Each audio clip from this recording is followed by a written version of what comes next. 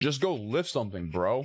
Yeah, buddy. Lightweight, baby! What's up, guys? I'm Josh and I Lift Things, and I'm here to talk about running. How to get started. So, returning viewers, you guys get me. You know me at this point. You know I like recommending simple programs that are too easy to fuck up, that have you start very light, and give you amazing results if you just stick to them and do the work. They also must be safe. If you're a new viewer, I like recommending simple programs that are too easy to fuck up, that start out very, very light, and you get the point. Now, usually programs like this are often for lifting, but thankfully running is no different. Obviously, running is quite self-explanatory. You could just go outside and run, but you could just say the same shit about lifting. Just go lift something, bro.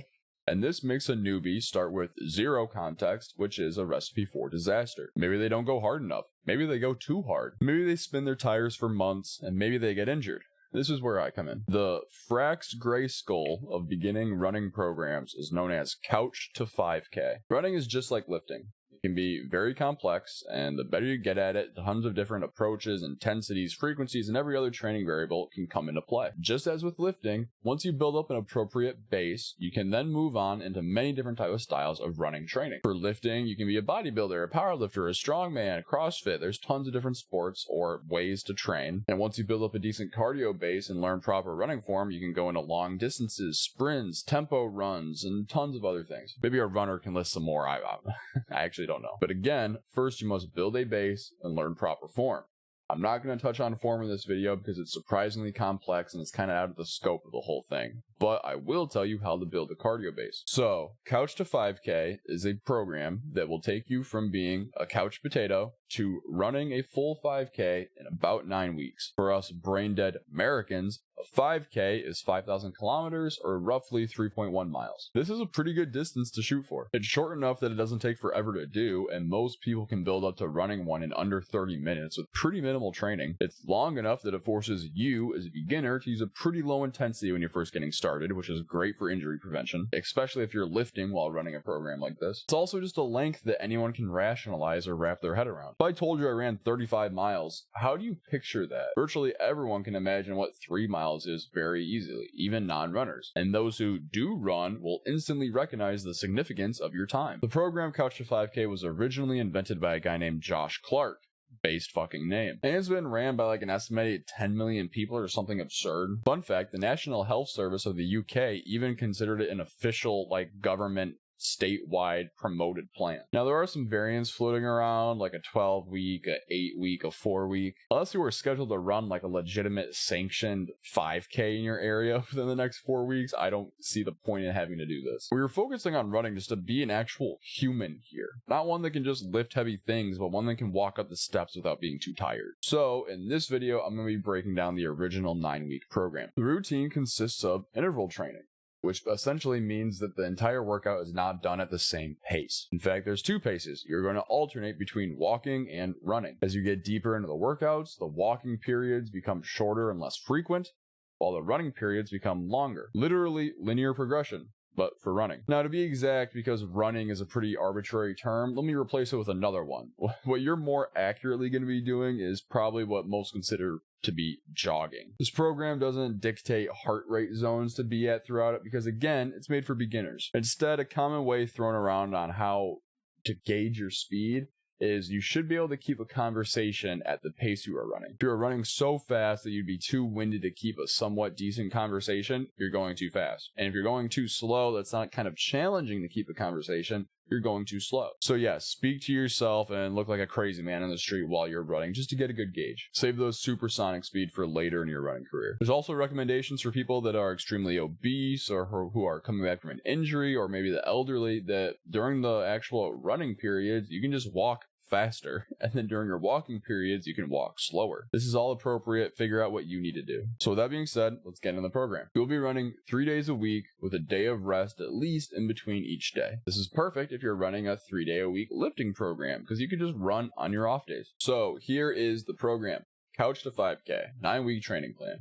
As you see, this one is split up between Monday, Wednesday, and Friday. You can do this Tuesday, Thursday, Saturday, Sunday, Tuesday, Thursday. Is that how it works? Yeah. You can do whatever you gotta do. Just have 3 days a week. Make sure there's a day of rest in between each day. So you see for the first 3 weeks here, every single workout is just a total of 20 minutes. So for instance, day 1 of week 1, you have 1 minute of running and then you alternate that with 1.5 minutes of walking. So however many times I would add up to 20, is that like, I don't know, less than 10? Is that like 8 times? Whatever. And then the next day after that, you do 1 minute of running, alternated with 1.5 minutes of walking. Same exact thing. And then Friday repeats that workout once again. So second week is 2 minutes of running and 2 minutes of walking. And then repeat that every single day, each one being for 20 minutes. Third week, 3 minutes of running, 2 minutes of walking. Alternate for 20 minutes. And then do that throughout the week. You can see why this routine is pretty simple, but also starts to build up rather quickly. So week 4 is the first week that your exercise is going to take 21 minutes. You're doing 5 minutes of running, followed by 3 minutes of walking, alternating back and forth for however many cycles that is. Now, week 5 here, 6 minutes of running, 3 minutes of walking, 6 minutes of running. No alternating back and forth after this, just one cycle of that. There's going to be about 15 minutes of total exercise, but this is the longest straight that you've had to run for, being 6 minutes, and you're doing it twice. Now, middle of week 5, it's now 8 minutes of running, 5 minutes of walking, 8 of running, and then Friday is just 20 minutes of running. Just try to go for as long as you can. This means that your pace will probably be slower on these days. Week 6, 5 running, 3 walking, 8 running, 3 walking, and then 5 running again. And as you see, that then builds up to the final day on week 6 of 25 minutes of constant running. At this point, you have built up enough of a base that you don't need to necessarily do the interval work anymore. So week 7 through 9 is all just increased lengths of all-out max runs. It says here at the bottom, start each session with a brisk 5-minute warm-up walk. I think you should do a way bigger warm-up than this, but that's not really my place to say. Just make sure your joints are feeling good. Don't worry about your speed, just try and keep running. It's fair enough assessment. Take an extra rest day or repeat a week if tired. Fair enough. Walk or cycle on active rest days, or lift something.